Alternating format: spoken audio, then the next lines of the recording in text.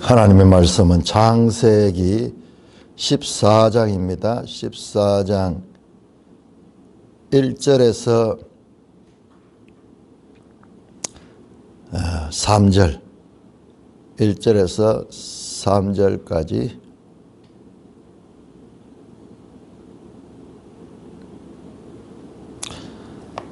3절까지 교독하겠습니다. 창세기 14장 1절. 당시에 시날 왕 아므라벨과 엘라살 왕 아리옥과 엘람 왕 그돌라오멜과 고임 왕 디다리, 소돔 왕 베라와 고모라 왕 비르사와 아드마 왕 시납과 스보임 왕 세메벨과 벨라 곧 소알 왕과 싸운다. 이들이 다 시딤 골짜기 곧 지금의 염해로 모였더라. 하나님 은혜를 감사합니다. 창세기 14장을 통하여 말씀하시고자 하는 하나님의 뜻을 바르게 깨닫게 하여 주시옵소서. 예수님 이름으로 감사하며 기도드리옵나이다. 아멘. 갑자기 창세기 14장은 분위기가 완전히 바뀝니다. 한 개인적인 그런 이야기에서 갑자기 세계대전이 지금 오늘날 치면은 세계대전이야. 왜냐 그러면은 1절에 보니까는 시날 왕 아므라벨과, 시날은 우리 앞에서도 나왔죠. 여기 어딥니까? 바벨탑을 쌓았던 장소가 시날이고 시날의 통치자는 니므롯이었죠. 10장 10절에. 그러니까는 이 시날이 제일 먼저 나오는데 그 시날 왕 아므라벨과 그다음에 엘라살 왕 아리옥과, 이것도 전부 그 메소포타미아 그쪽의 나라들입니다. 그다음에 엘람 왕 그돌라오르멜. 엘람이 사실상은 이게 셈의 아들이에요. 그 셈의 아들 이 5명인가 그 가운데 이 엘람인데 이 엘람 왕 그돌라오멜과 고임 왕 디달. 고임하는 건 고익하는 게 이제 민족들을 가리키는데 이 작은 그 인근 메소포타미아 지역, 그런 가나안에서는 그 과거에 아브라함이 살던 그 동네죠. 그 메소포타미아의 이 4대 큰 나라, 4대 강국이 연합을 했습니다. 연합을. 그 지도가 누구냐 그러면은 그 왕들 가운데서 제일 지도자가 누구냐 하면 엘람 왕 그돌라오멜입니다. 근데 순서가 보니까는 시날 왕 아므라벨이 먼저 나오니까는 그렇게 보이는데, 약간 이 엘람 왕 그돌라오멜이 가장 강력했습니다. 그 뒤에 내용을 보면은, 자, 이 4개의 연합국, 메소포타미아 지역에 그 4개의 연합국들이 2절에 보면 소돔 왕 베라와 고모라 왕 비르사와 아드마 왕 시납과 스보임 왕 스무벨과 벨라 왕 곧 소알 왕과 싸우니 5개 나라, 소돔, 고모라, 아드마, 스보임, 그 다음에 소알. 저 아드마, 스보임도 항상 소돔과 고모라 이야기할 때 나오는 나라들입니다. 그 인근 지역들이. 여기는 저 위에는 큰 나라들이고 요 아래 나오는 5개 나라들은 아주 작은 소돔을 중심으로 한 연합 5국이 이제 전쟁을 벌입니다. 그래서 이들이 다 어디에 모였느냐? 시딤 골짜기 곧 염해로 모였더라. 저 메소포타미아에서 쳐내려왔는 거예요. 쳐내려와서 어디로 왔느냐? 이 사해, 염해가 이게 사해를 가리거든요. 지금의 염해로 모였더라. 이 창세기를 기록할 적에 이 소금바다라고 그렇게 됐던 곳에 시딤 골짜기에 모였다. 자, 이거는 뭐 글로 해가지고는 우리 감이 오지 않죠. 참 우리에게 귀한 지도책이 있어가지고 이 지도책은 누가 바로 우리의 믿음의 선배들이 이걸 다 연구를 했는 거예요. 여기 한 나라 한 나라를 다 연구하고 한 왕들 직접 역사적인 그런 것들을 다 연구를 했습니다. 그래서 오늘날 우리는 거인들의 어깨에서 세상을 내려다볼 정도, 거인들의 어깨에서 성경을 볼 수 있는 이런 특권을 누리고 있는 거예요. 자, 지도 110쪽을 보겠습니다. 지도 110쪽에 이걸 다 정리해서 놓았는데 아주 정확하게. 자, 지도 110쪽을 보시면은 가나안의 이 아브라함이 가나안에서의 활동을 건데 그 가운데서 초록색 줄 바로 창세기 14장에 나오는 이 사건입니다. 자, 출발지가 어딘가? 출발지는 아직 아예 안 나오죠. 여기 가나안만 해놓을까요? 출발지는 저 더 위에 올라가서 메소포타미아 지역에서 이렇게 내려왔습니다. 내려왔는 그래서 이제 거기 보시면 사해 바로 밑에 시딤 골짜기 나오죠. 시딤 골짜기에 쳐내려왔는 거예요. 그러니까는 그 방금 이야기했던 5개 소돔, 고모라, 아드마, 스보임 그리고 소알은 나오죠. 소알 해놓고는 벨라 해놨죠. 지금 여기에 우리 이 책에도 벨라 곧 소알 왕과 사오니 벨라라기도 하고 소알이라고 하는 그 지역. 그러니까 지금은 소돔 고모라가 다 아드마 스보임 완전히 불로 멸망당해 가지고 지금은 우리가 정확한 위치를 알 수가 없어요. 그런데 그 사해 아래쪽 이 부분이요 아주 물이 넉넉하고 그리고 살기 좋았던 그와 같은 시절이요. 그러니까 일로 쳐들어와서 그 시딤 골짜기에 모였는 거예요. 이야, 이 장면도 보니까는 그 최후의 전쟁, 저 하르마게돈 전쟁.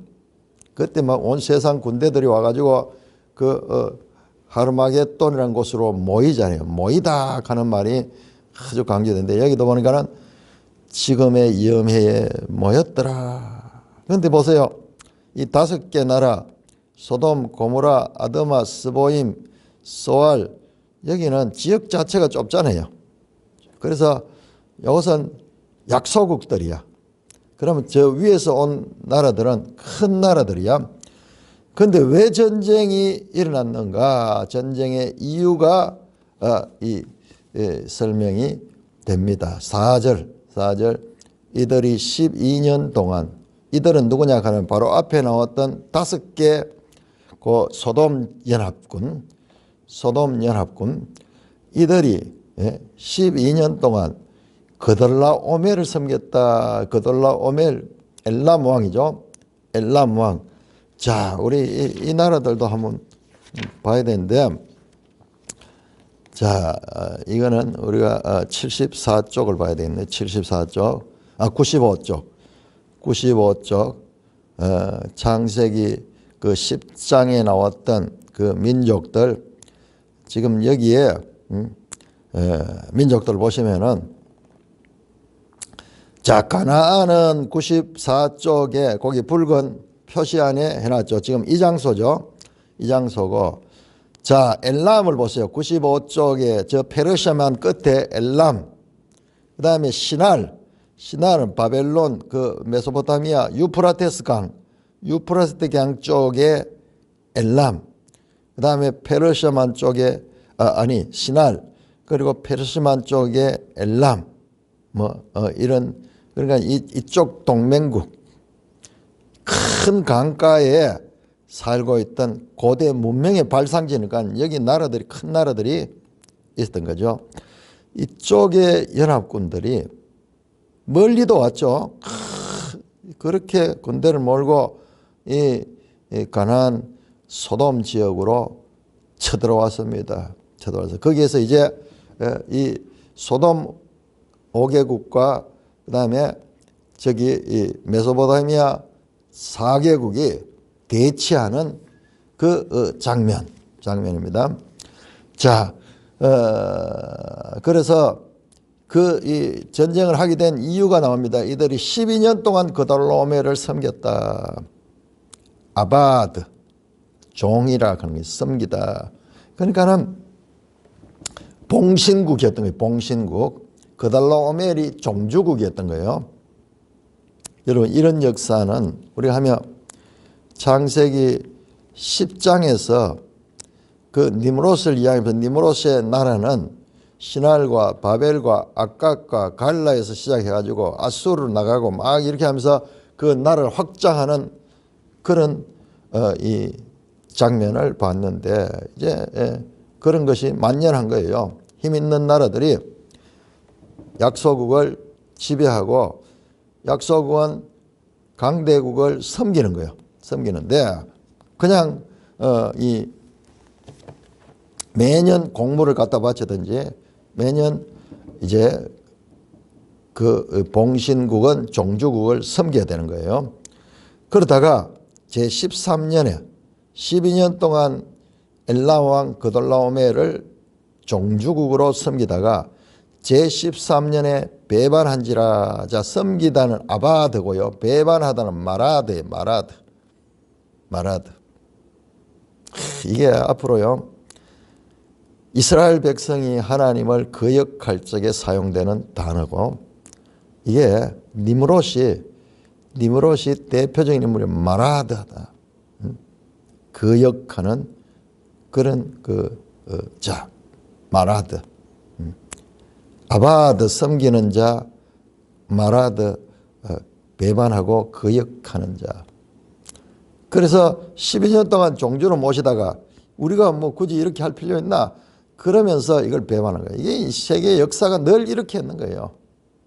한 나라가 아주 힘이 있고 강대국으로 도저히 우리가 당할 수 없을 때는 어쩔 수 없이 그 길을 힘으로 섬기지만은 자기 이해관계에 따라 가지고 새로운 강대국이 나온다거나 이러면 눈치를 보는 거죠. 지금 우리나라 지금 또 그 현상이죠. 전통적인 우리 동맹국인 이 미국과 그다음에 이 최근에 부상한 이 중국 그 사이에서 눈치를 보고 있어. 눈치를 보고 있어. 지금 오늘날 이야기가 딱 이 축소돼가 나오는 거예요.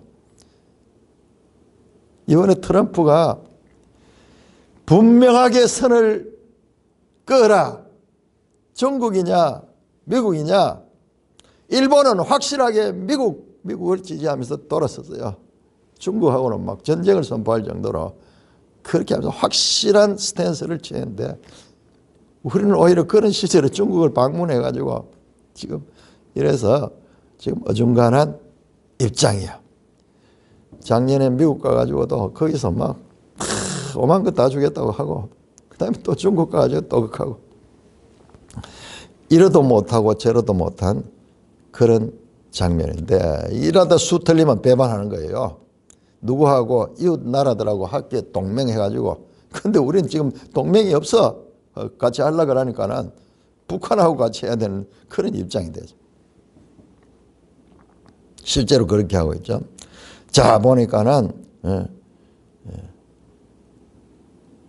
14년에 그래서 13년에 배반하니까는 제14년에 그돌라오멜과 그와 함께한 왕들이 나와서 아스도롯 가르나임에서 러바 족속을, 함에서 수스 족속을, 사회 기라드림에서 엠 족속을 치고 호리 족속을 그 산 세일에 쳐서 광야 근방 엘바란까지 이르렀으며. 야, 제가 이거를 다 찾았잖아요. 어제 계속 일을 했는데 깜짝 놀랐어요. 우리가 이 고대의 국가를 어떻게 알 수 있어요? 그리고 이 지역이 어딘지 우리가 어떻게 알 수 있어요? 성경 가지고. 그런데 이게 다 역사적 근거를 가지고 있는 땅입니다. 다시 한번 지도 110쪽을 한번 볼까요?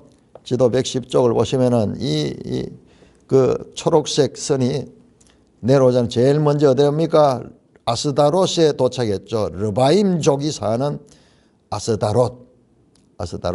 지금 여기에 우리 성경에 아스드롯 가르나임에서 아스드롯 가르나임 여기에요. 갈릴리 바다 동쪽에 거기에 르바임, 르바족이라 되는데 르바임 가는 것은 이것은 복수거든요.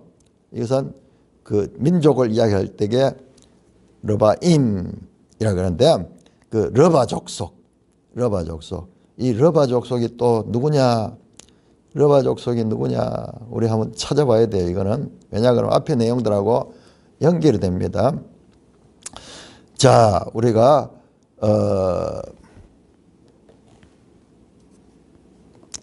민수기 13장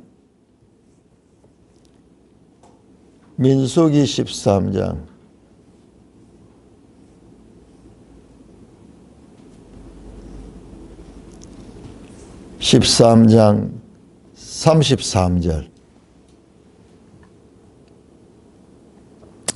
민수기 13장 33절을 보시면은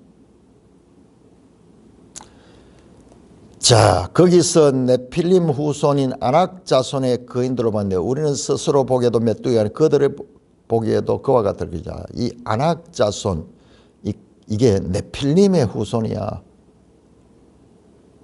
아니 네필림이 누구입니까? 네필림이 바로 창세기 6장에 하나님의 아들들과 사람의 딸 사이에서 태어난 자들이 네필림, 즉 거인족이거든. 거인족. 네팔림 가는 것은 떨어진 자예요. 떨어진 자. 그래서 타락한 천사들이 사람과 결합해서 난 자식이 네필림이라고 나왔는 거예요. 우리가 그것을 하나님의 아들은 셈족이고 사람의 딸은 가인족이고 보통 이렇게 많이 해석을 하는데 그렇게 되면 이게 해석이 안 되는 거예요. 네필림이 해석이 안 돼. 그러면은 어떻게 해서 거인들이 태어나는 거예요? 지금 여기에 네필림의 후손이 나오는 거예요. 아니 네필림은 다 홍수로 인해서 다 멸망당했잖아요. 다 쓸어버렸거든요. 단지 이 세상은 누구? 노아의 새 아들로부터 리셋됐거든요. 이 세상은 새로 출발했거든요. 그런데 여기 네필림이 나오는 거예요. 그러면은 이게 모순적이잖아요. 근데 이게 모순이 가능하지 않은 것이 이것이 우리가 이 네필림을 하나님의 아들과 사람의 딸의 그 에서 생겨난 자로 보면요. 그 천사들이잖아요. 천사들은 이 악한 천사예요. 그 천사들은 죽지 않아요. 죽지 않습니다. 홍수에도 죽지 않고 그들은 다시 나중에 우리가 알 수 없지만은 그런 일을 했을 수가 있는 거예요. 그래서 우리 이 성경에 보면은 계속 이들이 나오죠. 거인족이 나오잖아요. 나중에 보시면은 그 골리앗 같은 경우도 거인족이거든요. 그런데 여기는 아낙조선이라고 그랬는데 아낙조선이 어떻게 해서 여기 나오는 르바족인가 그러는데 자, 요거는 신명기 2장 11절 한번 신명기 2장 11절 요거는 앞에 그 6장을 해석하는데 아주 중요한 단서가 되겠습니다. 성경은 성경으로 해석해야 되거든요. 자, 신명기 2장 11절 보면은 다시 과거를 해석하잖아요. 신명기는 설교잖아요. 해석하면서 그 역사 가운데 있었던 일을 설명하는데 여기 나옵니다. 그들을 아낙 족속같이 르바임이라 칭했다. 아낙 자손이 네필림이라 했잖아요. 거인족이었잖아요. 그런데 르바임이라고 불렀는데 그 르바임이 바로 아낙 족속 네필림과 같은 거인족이에요. 거인족. 그래서 지금 저 위로 내려왔는 이 아스다롯 지역의 거인족들과 지금 만난 거예요. 자, 여기가 또 우리가 이스라엘 중심으로 보면 여기가 어디냐 그러면요. 여기가 요단 동편. 자, 이 나중에 이스라엘 백성들이 이 가나안 땅에 들어가기 전에 먼저 전쟁을 벌인 것이 여기잖아요. 여기 됩니까? 바산 왕 옥과 시온 왕 헤스본, 그 이야기를 성경에는 여러 번 합니다. 여러 번 합니다. 왜 그 이야기를 그렇게 강조하는가 생각했더니만 그들이요. 누구냐 하면 그들이 거인족이에요.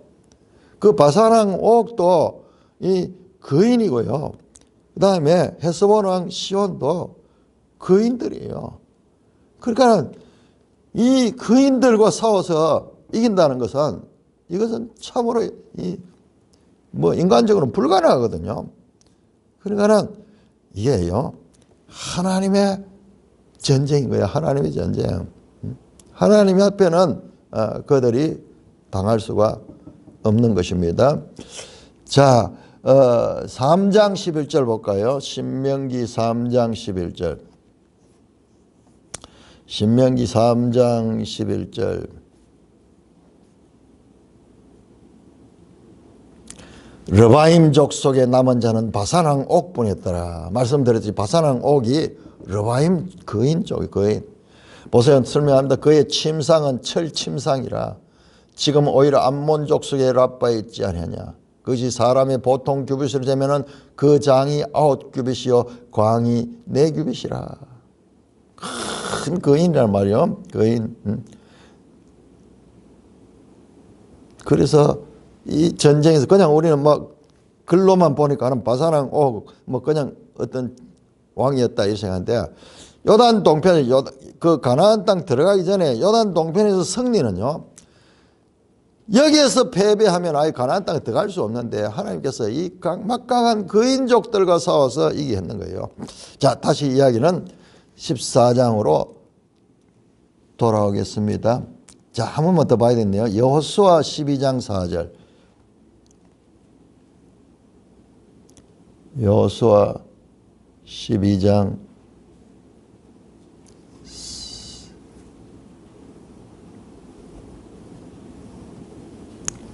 4절.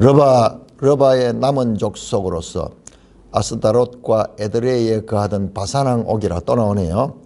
자, 그러니까는 자, 여기에 이 처음 위에서 내려오면서 르바 족속을 치면서 내려옵니다. 내려올 때 아스도롯 가르나임에서 르바 족속을 치고 내려오는데 나라들이 있으니까는 내려오면서 설어가면서 내려오는 거예요. 그 다음에 하암에서 수스 족속을, 하암이라는 지명이 나오는데, 자, 여기에서 우리 이 르바임 밑에 보세요. 수스 있죠. 수스. 그러니까는 이 족속을 가리킵니다. 그 다음에 샤웨 기다림에서 M 족속을 치고, 자, 쭉 내려와서 사해 동편에 보세요. 에밈 나오죠. 에밈. 요걸 가리키는 M 족속. 에밈. 요 밈도 요게 복수예요. 에밈 족속을 나오네요. 그 기라다임 가는 게 바로 사해 동편에 기라다임이 있는데, 여기 에밈 족속을 치고 르바임을 치고 수스를 치고 M족을 치고, 그 다음에 호리 족속을 그 산 세일에서 쳐서, 야, 호리 족속이 나오는데 여기가 어디입니까? 에돔이잖아요. 에돔. 나중에 에돔족이 사는 곳인데, 여기에 이 세일산 있잖아요. 세일산. 그 세일산을 타고 내려오면서 치고, 그 다음에 어디까지 왔느냐? 광야 근방 엘바란까지 이르렀다. 엘바란 보세요. 저 끝에 이 홍해 바다 끝이네요. 홍해 바다 끝에 이 나오는 그 엘바란, 여기 나오죠. 에시온 게벨 또는 엘라시라고 불렸던 이 장소, 솔로몬 시대에 여기에 배를 만들어 가지고 무역도 하기도 하고 했던 이 홍해를 통해 가지고 이렇게 뻗어나갈 수 있죠. 자, 여기까지 천리로 왔는 거예요. 여기까지. 그런데 어떻게 해서 이 길로 왔는가 보니까는 이 길이 바로 길이 있는 거예요. 유명한 길입니다. 이 길이 바로 무슨 길이냐? 이 길이 왕의 대로예요. 왕의 대로. 지도 45쪽을 한번 볼까요? 지도 45쪽.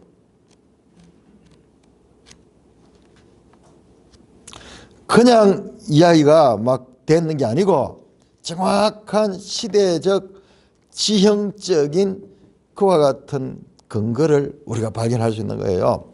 자, 지도 45쪽을 보시면은 이 지중해 바닷가로 국제해안대로가 초록색으로 나오고 있고, 그 다음에 사해 동쪽으로 보세요. 붉은색으로 쭉 올라가는 길, 쭉 올라가는 길, 이게 왕의 대로가 나오잖아요. 왕의 대로. 이 길로 들어왔는 게 이 길로. 연구를 해보니까는 이 길로 그렇게 왔는 거예요. 나중에 보니까는 왕의 대로와 이 국제해안도로가 다메섹에서 만나네요. 다메섹에서 만나가지고 그렇게 하나는 이렇게 갈라지고 이렇게 갈라지는 이 고대 이 통행로입니다. 이 길이 없으면은 올 수가 없어요. 그래서 이 길로 지금 이 동방에 강대국의 왕들이 천내로 왔습니다. 그래서 엘바란까지 왔다가 자, 다시 보세요. 7절에 엘바란까지 이르렀다. 그들이 돌이켜, 엘바란에서는 돌이킵니다. 자, 보세요. 엘바란에서 위로 올라가잖아요. 내려오다, 지금까지 내려왔다가 거기서 다시 틀어서 위로 올라갑니다. 그래서 돌이켜 엠미스밭 곧 가데스에 이르러, 거기 나오는 가데스 바니아, 이쪽입니다. 엠미스밭, 과거에 가데스 바니아를 엠미스밭이라고 불렀는 거예요. 그래서 그쪽으로 올라가지고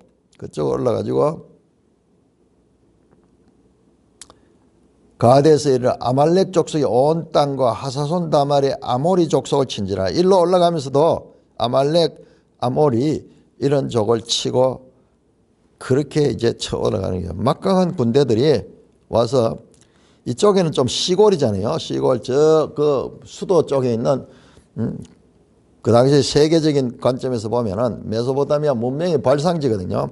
그쪽 지역에서 이쪽 지역으로 쳐내려오는 세계 대전, 그것이 아마 이 하나의 원형적인 그와 같은 사건입니다.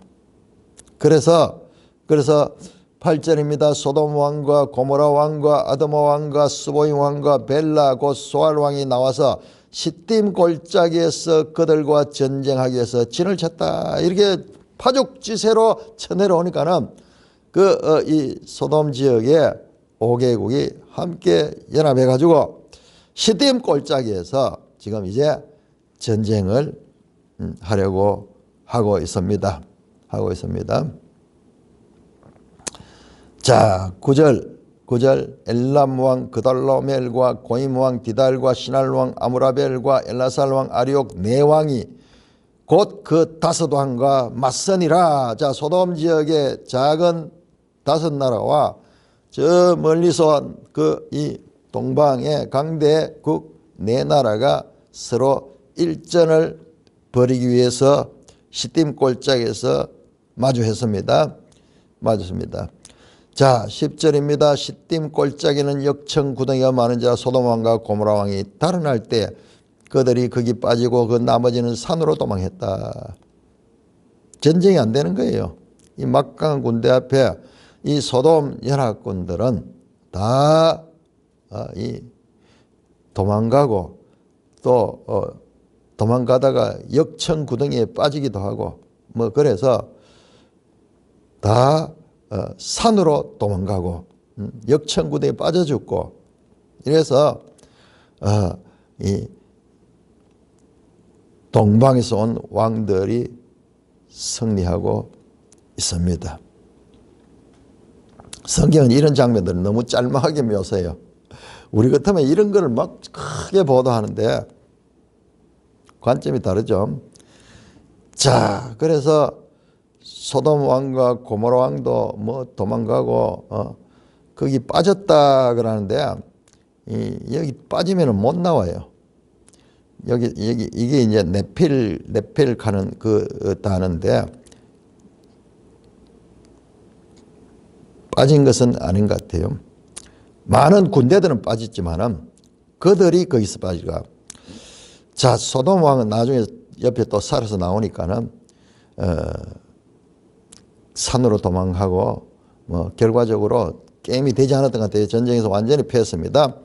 그러자 11절에 내 왕이 소돔과 고모라 모든 재물과 양식을 빼앗아 갔다.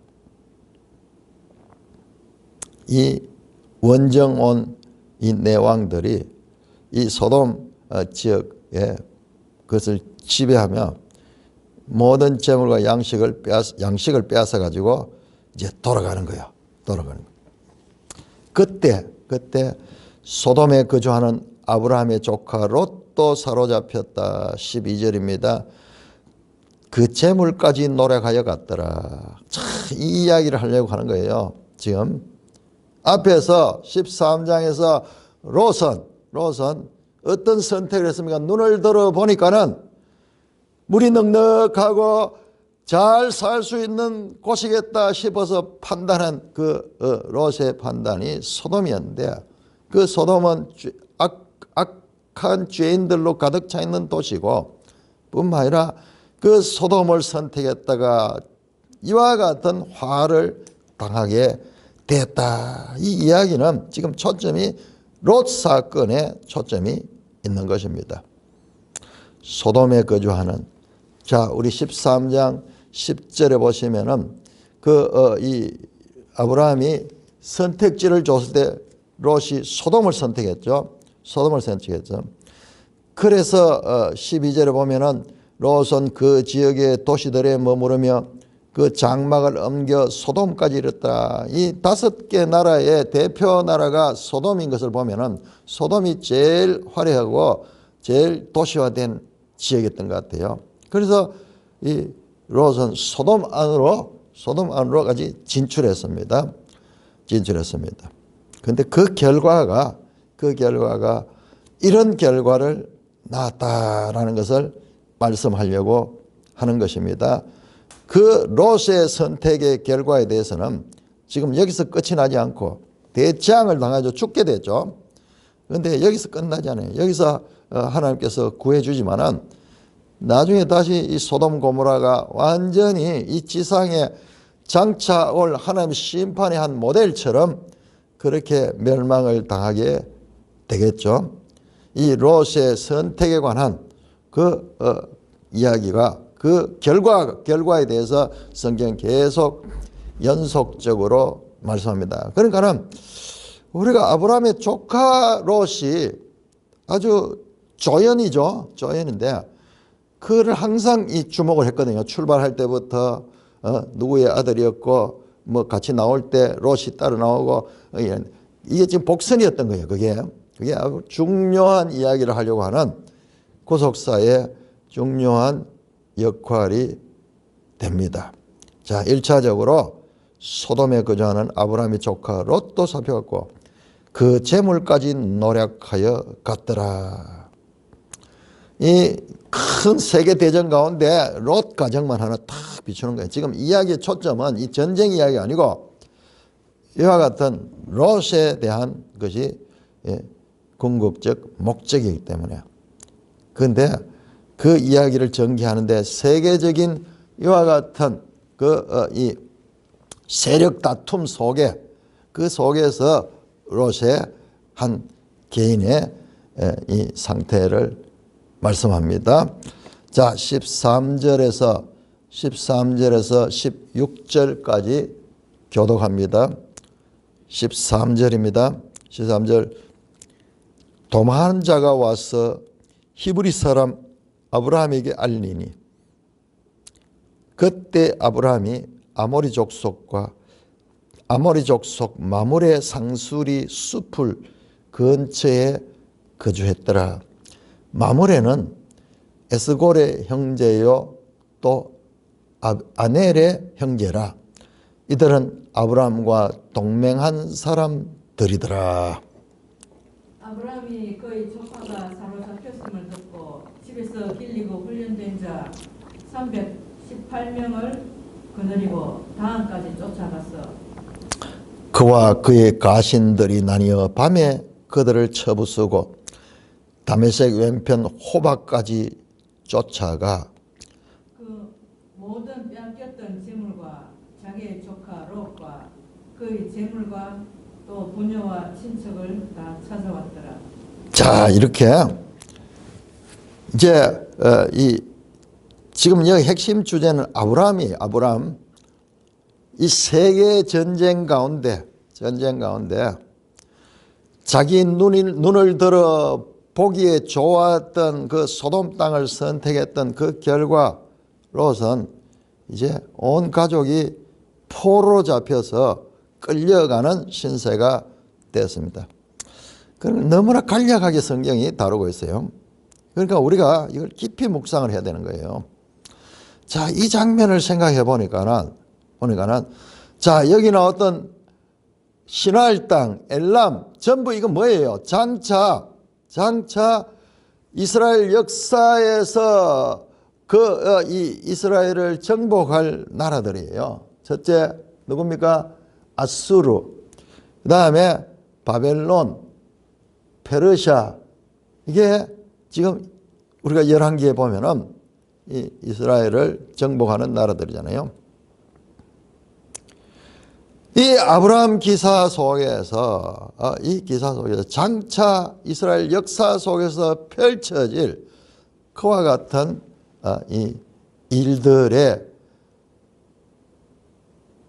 전주곡, 이 역사적인 이야기의 하나의 전주곡까지, 이 전주곡 속에 이 본곡에서 나올 그런 이 조짐이 다 나타나겠지.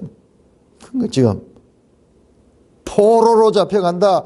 여러분, 이 성경에서 이 포로가 얼마나 중요한 의미를 가집니까? 그래서 마태복음에서 족보 가운데서도 포로 이야기가 족보를 중요하게 단락짓는 이야기로 나누어져 있죠. 자, 그래서 포로로 잡혀갔다. 최초의 바벨론 포로가 이 조카 롯이 포로로 당하여 가는 것입니다. 자, 그러니까는 도망한 자가 와서 히브리 사람 아브라함께 알리니, 아브라함과 같이 있다가 서로 헤어져 가지고 좋은 길을 찾아가는 결과 그 길이 죽음의 길이었다로선, 그래서 누군지 모르지만 도망한 자가 와서 그 전쟁 가운데서 전란을 피해서 도망한 자가 히브리 사람 아브라함에게 알렸다. 그러니까요, 아브라함이 지금 여기 나오는 장면을 14장을 보면 아브라함은 대단한 인물이에요. 자기 집안에 가신들이 318명 특수부대가 있고, 그 다음에 이런 사람들이 와서 아브라함에게 이렇게 보고하고 있는 어떤 왕 같은 거예요. 신하들이 와서 보고하는 같은 왕 같은 역할. 그것이 14장은요, 지금까지 나왔던 12장, 13장의 아브라함 스토리, 아니 또 이후에 펼쳐지는 족장들 이야기 가운데서도 유일하게 군사활동에 참여해서 승리한 사건, 유일해요. 14장은 단지 목자고 유목민이었던 그와 같은 족장들이 갑자기 세계 대전의 전사로서 참여하는 뿐만 아니라 그것도 막강한 이 동방의 왕들을 대항하여 싸워서 이겨냅니다. 자, 그래서 특별한 장입니다. 뿐만 아니라 우리가 이따 보겠지만은 17장 이 18장 이후에 또 독특한 또 하나의 왕이 등장해요. 지금 보세요. 소돔의 5왕, 그다음에 저기 신할 엘람의 4왕 나왔죠. 그런데 또 한 왕이 더 나와요. 10왕이 지금 10장에 나오는데 그 딴 왕이 이제 보겠지만 18장에 살렘 왕이에요. 살렘 왕. 아주 난데없이 살렘 왕이 나옵니다. 자, 그래서 우리 같으면은 흥미진진한 전쟁 싸움 이런데 이 관심이 많아서 그런 내용을 장황하게 길게 써가지고 사람 독자들의 관심을 기울이게 했지만은 성경은 그렇지 않아요. 성경 자세히 보세요. 전쟁 장면 준비하거나 뭐 이럴 때는 자세히 묘사하지만은 정작 전쟁 장면은 그냥 한 절로 끝내버려요. 왜? 지금 그게 목적이 아니니까요. 하나님이 어떻게 일하시는가 뿐만 아니라 그렇게 묘사하는 것도 이유가 있어요. 그것도 하나님 앞에 사람들의 이것은 아무것도 아니다 하는 거예요. 사람들로 봐서는 어마어마하게 큰 일이지만은 그건 하나님 앞에는 그게 아무것도 아닌 거예요. 하나님의 관점이 또한 녹아 있기도 합니다. 자, 도망한 자가 와서 히브리 사람, 여기 히브리 사람이 이게 바로 10장 21절에 나왔던 셈은 헤벨 온 조상의 온 이 후손들의 조상이라 할 때 그는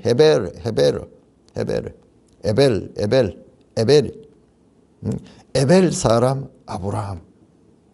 구체적으로 셈의 후손이지만은 구체적으로는 에벨의 후손 아브라함.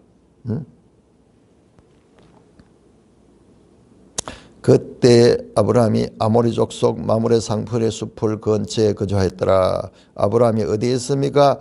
여기 헤브론에 있었죠. 헤브론. 자, 우리 앞에서 볼까요? 앞에 13장 8절에 13장 18절에 보니까 이에 아브라함은 롯은 떠난 다음에 아브라함이 장막을 옮겨 헤브론에 있는 마므레 상수리 숲에 거졌다. 여긴 산지예요. 산지, 가나안, 전통적인 가나안 산지.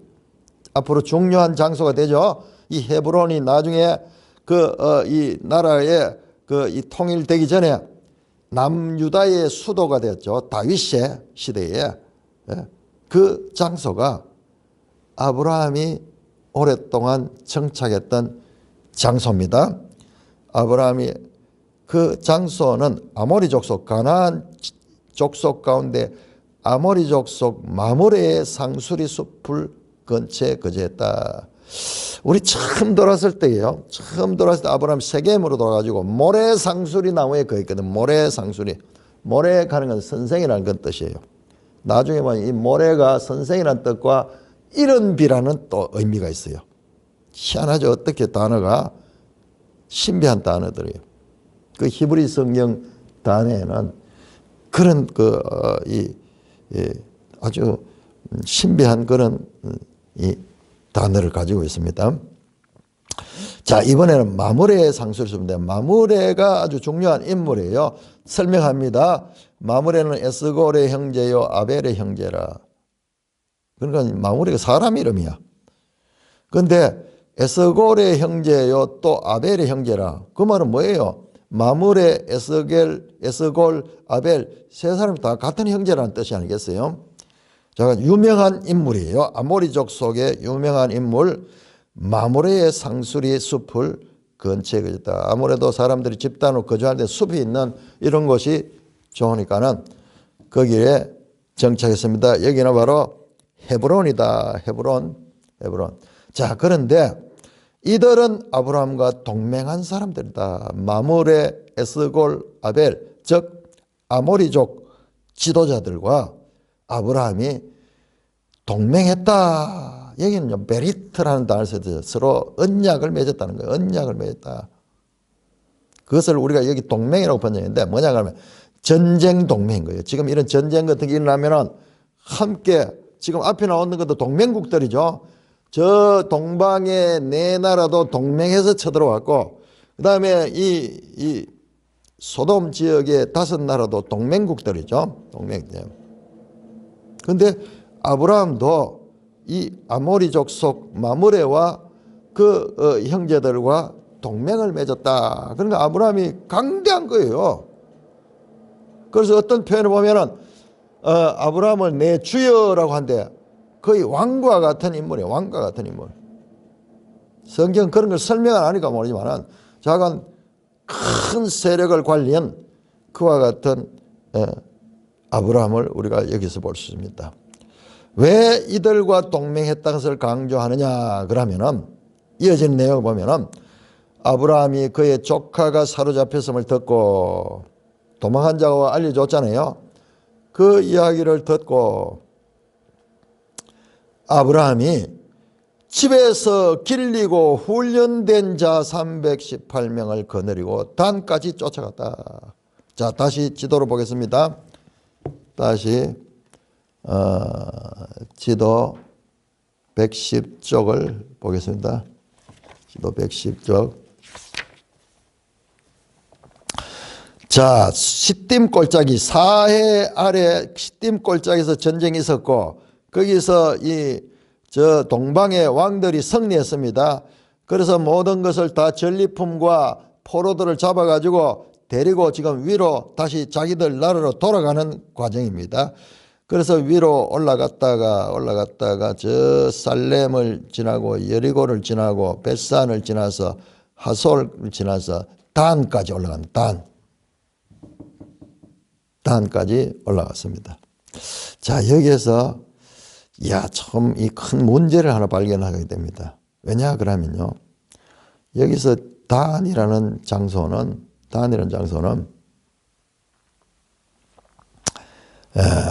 이게 나중에 야곱의 12아들 가운데 단이 나오잖아. 아직 야곱 태어나지도 않고 단은 태어나지도 않았어요. 그런데 지명이 나와요. 나중에 이게 단이 되거든요. 여호수아 시대에 아니지. 여호수아 시대는 안 되고 저기 사사시대에 원래 단 지파가 저 아래쪽에 있었는데 어떤 이유인지 자기들의 분단된 땅을 버리고 저 올라가지고 그 라이스라 그러죠. 라이스를 차지하는 그 내용이 사사기에 나오잖아요. 그때 비로소 이 땅을 단이라고 바꾸었는데 지금 벌써 단이라고 아직 태어나지도 않았는데 그래서 이 성경에서 이런 거는 그렇다면은 이것은 모세가 기록한 것이 아니라 모세 이후 사건이잖아요. 그게 사사시대니까는. 그래서 여기에 심각한 난제를 만나게 됩니다. 자유주의 신학자들은 이제 이런 거 보고 성경이 봐라 이거 모세가 기록한 게 아니다 그러면서 이제 공개를 하겠죠. 자, 이거는 우리도 꼼짝할 수 없는 외통수로 걸렸습니다. 외통수로입니다. 자, 이게 우리가 성경을 공부하는데 아주 중요하기 때문에 한번 이 부분 한번 찾아보겠습니다. 사사기 18장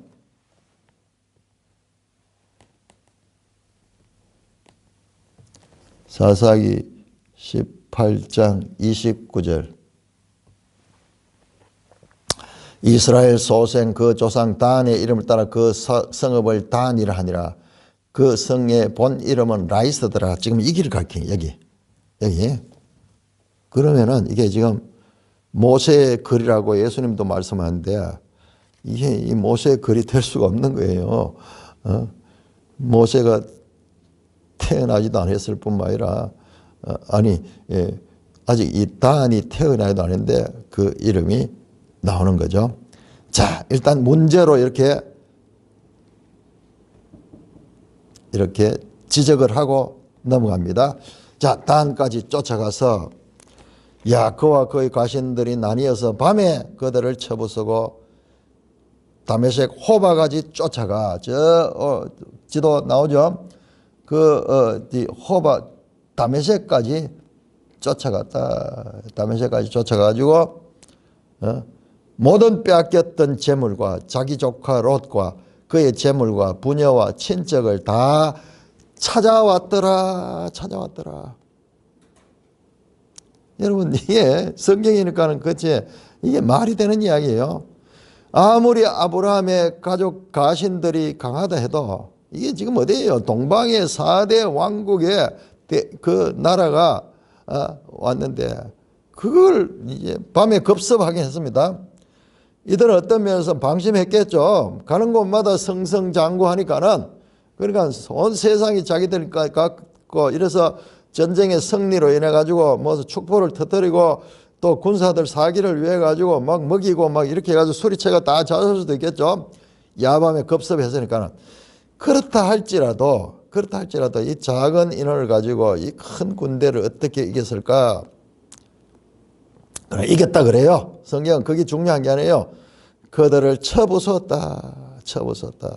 뿐만 아니라 다메섹 왼편 호바까지 쳐들어갔다. 호바르가 나오네요. 그쪽에 단 위에 그게 화살표 나오네요. 거기까지 쳐들어가서 모든 빼앗겼던 재물과 자기 조카 롯과 그의 재물과 부녀와 친척을 다 찾아왔다. 중요한 건 이거예요. 이건 뭐냐 그러면은 바벨론 포로의 하나의 전주국 같은 거죠. 한 개인이지만은 저 바벨론 지역으로 포로로 잡혀갔던 이 롯. 그런데 그 아브라함이 그들을 찾아오는 역할, 구원하는 역할, 형 조카를 구원하는 역할, 자기 소견에 옳은 대로, 자기 눈에 좋은 대로, 자기 판단대로 소돔에 갔다가 거기에서 죄악에 노출이 되고 뿐만 아니라 거기에서 전쟁의 참화에 휩쓸려 가지고 포로 잡혀 가지고 죽게 됐던 조카 롯을 아브라함이 구원했다는 거예요. 자, 거기에 단어가 16절로 빼앗겼다 재물과 그 다음에 모든 친척을 찾아왔더라. 여기에 단어가요, 슈브라는 단어. 슈브는 앞으로 이 성경의 이 선지자들의 말씀에서 가장 중요한 돌아오라. 그런데 찾아왔다. 바벨론 포로로 잡혀가는 자를 다시 구해냈다. 이 놀라운 장면이 나옵니다. 자, 오늘 여기서 정리를 하겠는데요. 이어서 나온 내용이 아주 중요하기 때문에. 근데 우리가 봤을 적에 도저히 말이 안 되거든요. 아무리 아브라함 집에서 길리고 훈련된 자 318명이 있다 할지라도 이 큰 군대와 더불어서 어떻게 싸워서 이길 수 있을까? 자, 이 문제하고 그 다음에 단이라는 지명. 이야, 저게 도저히 이해가 안 되죠. 그러니까 이게 지금 성경 전체가 흔들리게 되는 그런 이 문제가 있습니다. 자, 그런데 결론적으로 말씀을 드리면은 이 지명 문제는 좀 더 자세하게 제가 다음 시간에 말씀드리겠고, 이 아브라함 기사에 어떤 면에서는 너무 좀 황당하기도 하죠. 중국의 그 무협 소설이 막 공중에 막 날아다니면서 뻥치는 것 그렇게 느껴지죠. 근데 아니에요. 뒤에 나오는데 19절에 보시면은 하나님께서 20절에 너희 대적을 네 손에 붙이신 지극히 높으신 하나님을 찬송하라. 이 전쟁은 하나님의 전쟁이었어요. 하나님의 전쟁은 사람의 수에 있지 않습니다. 기도원 전쟁 때도 일부러 많은 수를 다 제하고 300명 용사를 가지고 큰 전쟁에 승리하겠죠. 이 전쟁은 나중에 멜기세덱이라는 인물이 나와서 해석을 하는데 하나님의 전쟁이었다. 하나님께서 아브라함을 통해서 그 조카를 구원해내는 그와 같은 큰 일을 하셨다. 지금 성경을 연속적으로 문맥을 따라서 해석을 해야 됩니다. 자, 오해가 있을 것 같아서 이 단 지파에 대한 것도 말씀을 드리겠습니다. 말씀을 드리는데, 자, 18절 이하에 보면은 살렘 왕이나 살렘. 이게 예루살렘을 가리켰네요. 예루살렘. 예.